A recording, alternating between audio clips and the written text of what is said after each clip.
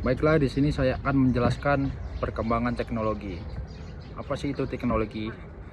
Teknologi telah menjadi bagian tak terpisahkan dari peradaban manusia, berkembang seiring waktu untuk memenuhi kebutuhan hidup dan meningkatkan kualitas kehidupan. Awal mula perkembangan teknologi dapat ditelusuri sejak zaman prasejarah, ketika manusia menciptakan alat-alat sederhana dari batu, kayu, dan tulang untuk berburu, bertani, dan bertahan hidup. Selanjutnya, pada zaman kuno, teknologi berkembang pesat di peradaban besar seperti Mesir, Mesopotamia, Yunani, dan Romawi. Inovasi seperti sistem irigasi, alat ukur, dan arsitektur monumental menunjukkan bagaimana manusia mulai memahami dan memanfaatkan ilmu pengetahuan untuk menciptakan infrastruktur yang lebih kompleks. Resolusi teknologi semakin terlihat pada abad pertengahan dengan ditemukannya mesin cetak oleh Johannes Gutenberg yang mengawali era komunikasi massal. Kemajuan signifikan lainnya muncul pada revolusi industri di abad ke-18 seperti mesin uap, alat tenun mekanis, dan jalur produksi massal, mempercepat proses manufaktur dan transportasi, mengubah pola kehidupan masyarakat secara drastis. Pada abad ke-20 hingga saat ini, perkembangan teknologi mencapai puncak dengan munculnya komputer, internet, dan kecerdasan buatan AI atau Artificial Intelligence. Oke, saya lanjutkan. Transportasi digital telah menghubungkan dunia secara global, mempercepat pertukaran informasi, dan membuka peluang tak terbatas dalam berbagai bidang seperti kesehatan, pendidikan, komunikasi, hingga eksplorasi luar angkasa. Sejarah perkembangan teknologi adalah cerminan dari kreativitas, inovasi, dan kebutuhan manusia yang terus berubah setiap saatnya. Dari alat-alat sederhana hingga teknologi canggih, setiap era menyelesaikan babak baru dalam perjalanan evolusi ini, membawa manusia lebih dekat ke masa depan yang lebih canggih dan terhubung. Hingga pada tahun 1890, seorang penemu bernama Herman Hollerith merancang sebuah sistem kartu yang mampu menghitung hasil sensus US yang dilakukan pada 1880. Selanjutnya, sejarah perkembangan komputer digital. Pertama kali dikembangkan pada tahun 1930. Perkembangan mesin komputer digital pertama kali adalah Alan Turing, yang juga merupakan seorang peneliti matematika.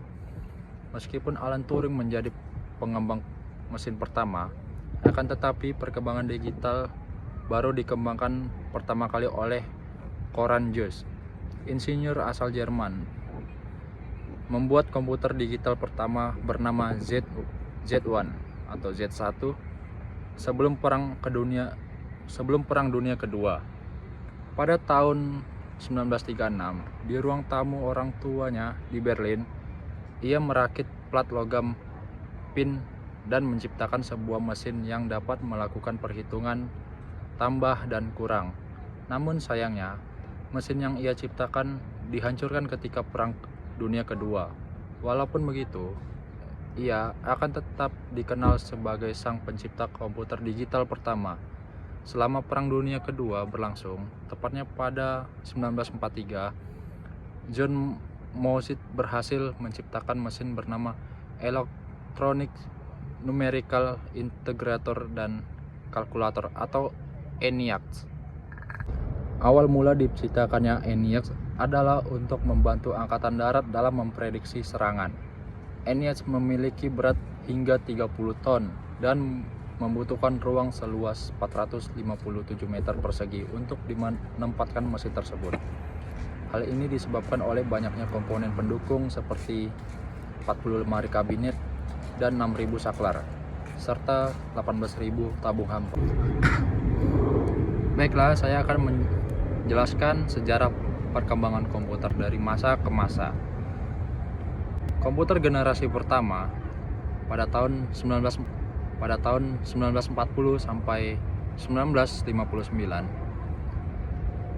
Dengan terjadinya Perang Dunia Kedua, negara-negara terlibat berusaha mengembangkan komputer untuk mengeksploitasi potensi strategis yang dimiliki komputer. Hal ini meningkatkan pendanaan pengembangan komputer serta mempercepat kemajuan teknologi komputer. Pada tahun 1941, Konrad Zuse, seorang insinyur Jerman, membangun sebuah komputer Z3 untuk mendesain pesawat terbang dan peluru kendali. Komputer generasi pertama memiliki ciri utama, yakni berukuran fisik yang besar. Karena ukuran fisiknya yang besar itulah, maka memerlukan daya listrik yang besar juga. Adapun komponen yang digunakan adalah berupa tabung hampa udara. Program dibuat dalam bahasa mesin yang menggunakan konsep storage. Data dapat disimpan di magnetic tape dan magnetic disk. Masuk pada generasi komputer kedua. Komputer di generasi kedua ini menggunakan komponen berupa transistator.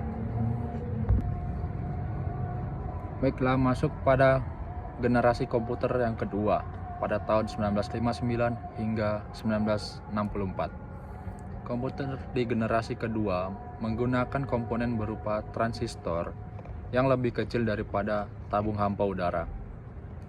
Karena ukuran yang lebih kecil dan membutuhkan lebih sedikit daya untuk beroperasi, komponen ini dianggap lebih efisien daripada tabung vakum. Bahasa assembly dan bahasa simbolik sekarang berfungsi sebagai pengganti bahasa pemrograman, memungkinkan program memberikan arahan tanpa kata-kata. Superkomputer adalah mesin pertama yang menerapkan teknologi ini. Sebagian besar perusahaan besar menggunakan komputer generasi kedua untuk memproses informasi keuangan dan perusahaan mereka. Komputer generasi kedua memiliki karakteristik sebagai berikut. Yang pertama, menggunakan frontal dan COBOL, misalnya bahasa pemrograman tingkat tinggi. Yang kedua, menggunakan memori inti magnetik sebagai sumber memori utama. Yang ketiga, menggunakan perangkat penyimpanan eksternal seperti disk magnetik atau pita magnetik. Yang keempat, prosesan waktu nyata dan berbagi data secara cepat, secara langsung. Yang kelima, lebih hemat secara kebutuhan listriknya. Yang keenam, hanya memerlukan sedikit daya. Dan yang terakhir, yang ketujuh, tidak memerlukan banyak program. Baiklah, saya akan masuk kepada komputer generasi ketiga. Walaupun transistor dalam banyak hal menggunakan tube vakum, namun transistor menghasilkan panas yang cukup besar, yang dapat berpotensi merusak bagian-bagian internal pada komputer. Batu kuarsa menghilangkan masalah ini. Jack Kilby, seorang insinyur di Texas Instruments, mengembangkan sirkuit terintegrasi atau IC di tahun 1958. IC mengkombinasikan 3 komponen elektronik dalam sebuah piringan silikon kecil yang terbuat dari pasir kuarsa. Pada ilmuwan kemudian berhasil memasukkan lebih banyak komponen-komponen ke dalam suatu chip tunggal yang disebut semikonduktor. Hasil komputer menjadi semakin kecil karena komponen-komponen dapat dipadatkan dalam chip. Kemajuan komputer generasi ketiga lainnya adalah penggunaan sistem operasi yang memungkinkan mesin untuk menjalankan berbagai komputer yang berbeda secara serentak dengan sebuah program utama yang memonitoring dan mengkoordinasi memori komputer. Komputer generasi keempat. Setelah IC, tujuan pengembangan menjadi lebih jelas, mengecilkan ukuran sirkuit dan komponen elektrik. Large Scale Integration atau LSI dapat memuat ratusan komponen dalam sebuah chip.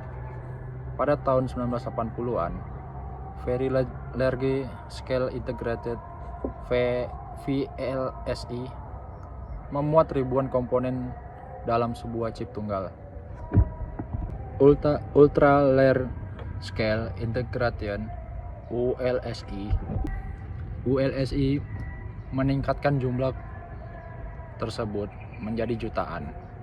Kemampuan untuk memasang sedemikian rupa banyak komponen dalam suatu keping yang berkurang setengah keping uang logam mendorong turunnya harga dan ukuran komputer. Hal tersebut juga meningkatkan daya kerja, efisien, dan keteladanan komputer. Chip Intel 4004 yang dibuat pada tahun 1971 membawa kemajuan pada IC dengan meletakkan sebuah komponen ini sebuah komputer sentral, unit memori dan kendali input dalam sebuah chip yang sangat kecil. Sebelum IC dibuat untuk mengerjakan suatu tugas tertentu dan spesifik. Sekarang, sebuah mikroprosesor dapat diproduksi dan kemudian diprogram untuk memenuhi kebutuhan yang diinginkan. Tidak lama kemudian, setiap perangkat rumah tangga seperti microwave, oven, televisi, dan mobil dengan elektronik fuel injection dilengkapi dengan mikroprosesor. Perkembangan yang demikian memungkinkan orang-orang untuk menggunakan komputer biasa. Komputer tidak lagi menjadi dominasi perusahaan-perusahaan besar atau lembaga pemerintah. Pada pertengahan tahun 1970-an, perakit komputer menawarkan produk komputer mereka kepada masyarakat umum. Komputer-komputer ini yang disebut mikrokomputer dijual dengan paket piranti lunak yang mudah digunakan oleh kalangan awam. Piranti lunak yang paling populer pada saat itu adalah program word processing. Pada awal tahun 1980-an, video game seperti Atari 2600 menarik perhatian konsumen pada komputer rumahan yang lebih canggih dan dapat diprogram. Dan pada tahun 1981, IBM memperkenalkan penggunaan personal komputer atau PC untuk penggunaan di rumah, di kantor, dan di sekolahan. Jumlah PC yang digunakan melonjak dari 2 juta unit di tahun 1981 menjadi 5,5 juta pada tahun 1982. 10 tahun kemudian, 65 juta PC digunakan. Komputer melanjutkan evolusinya menuju ukuran yang lebih kecil. Dari komputer yang berada di atas meja, desktop komputer, menjadi komputer yang dapat dimasukkan ke dalam tas yang saat ini dikenal dengan laptop, atau bahkan komputer yang dapat digenggam. Dan pada generasi yang terakhir, yaitu generasi komputer masa kelima. Mendefinisikan komputer generasi kelima menjadi cukup sulit karena tahap ini masih sangat mudah. Contoh imajinatif komputer generasi kelima adalah komputer fiksi HAL 9000 dari novel karya Arthur C. Clarke berjudul 2001 Space Odyssey. HAL menampilkan seluruh fungsi yang diinginkan dari sebuah komputer generasi kelima dengan kecerdasan buatan artificial intelligence atau AI. HAL dapat cukup memiliki nalar untuk melakukan percakapan dengan manusia menggunakan masukan visual dan belajar dari pengalamannya sendiri. Walaupun mungkin realisasi HAL 9000 masih jauh dari kenyataan, banyak fungsi-fungsi yang dimiliki sudah terwujud. Beberapa komputer dapat menerima instruksi secara lisan dan mampu meniru nalar manusia. Kemampuan untuk menerjemah bahasa asing juga menjadi mungkin. Fasilitas ini tampak sederhana, namun fasilitas tersebut menjadi jauh lebih rumit dari yang diduga ketika programmer menyadari bahwa pengertian manusia sangat bergantung pada konteks dan pengertian ketimbang sekedar menerjemahkan kata-kata secara langsung. Banyak kemajuan di bidang desain komputer dan teknologi semakin memungkinkan pembuatan komputer generasi kelima. Dua kemajuan rekayasa yang terutama adalah kemampuan pemrosesan paralel yang akan menggantikan model non-Neumann. Model non-Neumann akan digantikan dengan sistem yang mampu mengkoordinasikan banyak CPU untuk bekerja secara serempak. Kemajuan ini adalah teknologi superkonduktor yang memungkinkan aliran elektrik tanpa ada hambatan apapun, yang nantinya dapat mempercepat kecepatan informasi. Jepang adalah negara yang terkenal dengan sosialisasi, jargon, dan proyek komputer generasi kelima.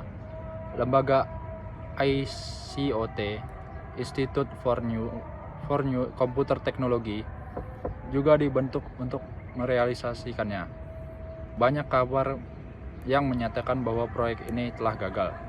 Namun beberapa informasi lain bahwa keberhasilan proyek komputer generasi kelima ini akan membawa perubahan baru paradigma komputerisasi di dunia.